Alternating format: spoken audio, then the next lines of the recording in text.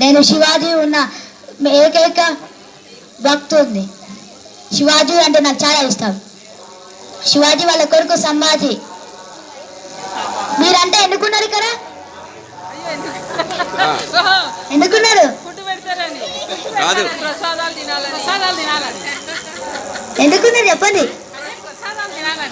కాదు మీరు పరిపాలిస్తారనిగా. కాదు, భక్తి భక్తి భక్తి భక్తి ప్రసాదం కోసం కాదు, భక్తి. మీరు గణేశుడి కోసం వచ్చారు.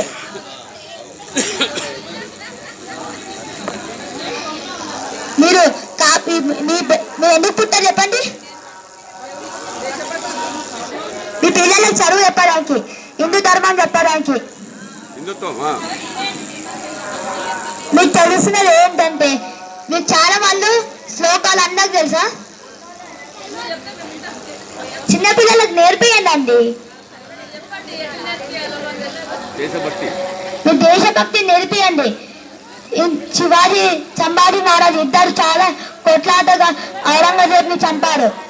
ఔరంగజేబ్ వాళ్ళ వంశం చాలా పెద్దది, కానీ శివాజీ వాళ్ళ వంశం నేను శివాజీ ఇంకా సంభాజీ మహారాజ్ అట్లనే పోతూనే ఉన్నాడు వంశంలో. మీకు తెలిసినది, నేను ఎప్పుడు చనిపోయినాను, ఎప్పుడో పుట్టాను. మా నాన్న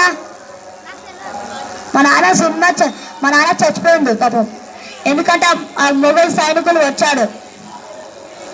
మీరు కూడా కాపాడండి దేశాన్ని, మీరు ప్లీజ్ దేశాన్ని కాపాడండి,